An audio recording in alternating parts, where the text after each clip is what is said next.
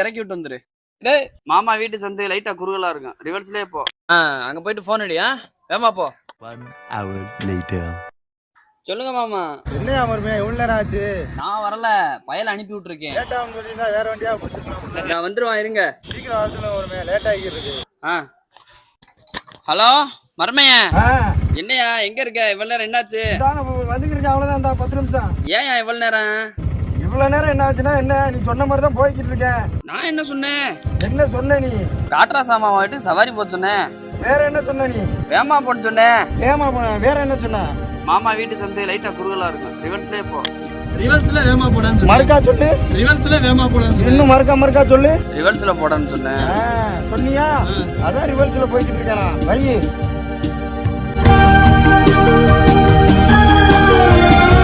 இந்தியாவுல இருக்க அறிவாளி பூரா நம்ம ஊர்ல தான் இருக்காங்க.